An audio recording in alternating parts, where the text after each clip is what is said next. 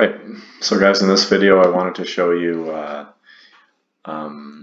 this Christian Huygens, who lived at the same time as Isaac Newton, and they had these competing theories. Okay, Newton had a particle theory for light, and Huygens had a wave theory of light. Okay, here's how Huygens explains refraction, and this is really cool. Okay, so refraction is when light bends. Okay, let's say when it goes from air and enters glass, or when it goes from air and enters diamond, or when it when it goes from one medium into another. Okay, now waves bend or change direction when they slow down or speed up. Okay, when they're entering or exiting a medium.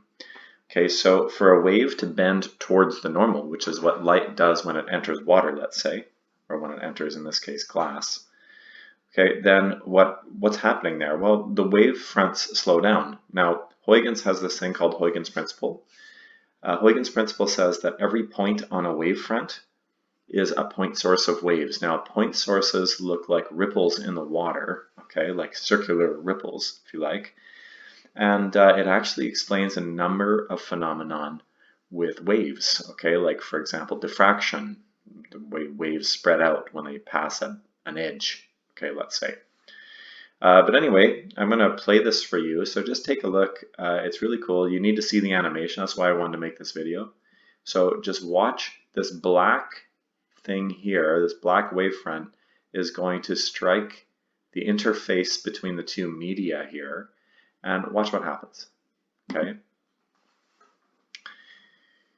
So as the black wave strikes the particles along the interface, two waves get created in response to that. One is a reflected wave. I'm going to pause it right here. Here you can see a reflected wave, the blue wave, that's just bouncing off the surface. But what's happening is the particles at the interface are creating that wave. So what's happening with the black and the blue wave is that it's just obeying the law of reflection, where the angle of incidence equals the angle of reflection. Okay. Now the red wave under here in the new medium is traveling slower than the blue wave is, and the black wave was in the instant medium. And here we see that it's changed direction. See, it's bent. It trails behind the black wave. Here's the black wave front here, and then this line here is where the new wave front is, and it's trailing behind because it's moving slower in the glass. Okay, so this red vector represents the direction of that wave propagation.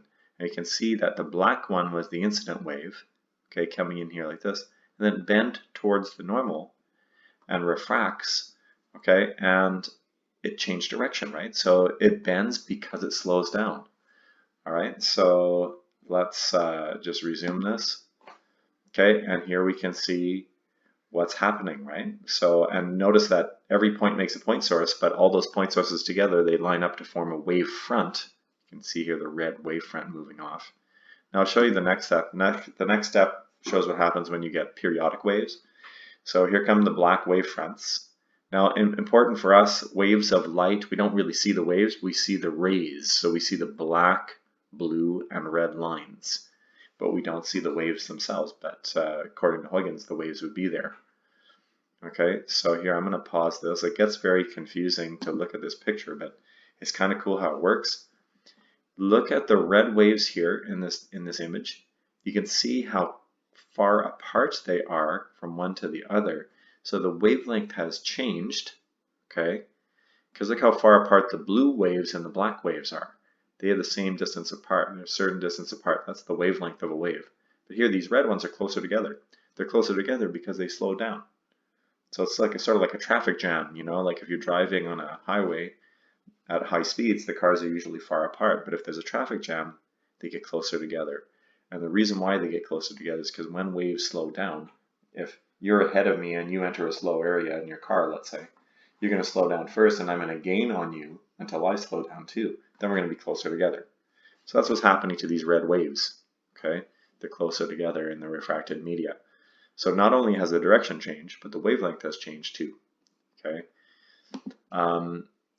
I'm going to put this in your OneNote, and I'm going to add notes to this later, but I wanted to show you the animation of this because it's it's kind of important, okay, how it works.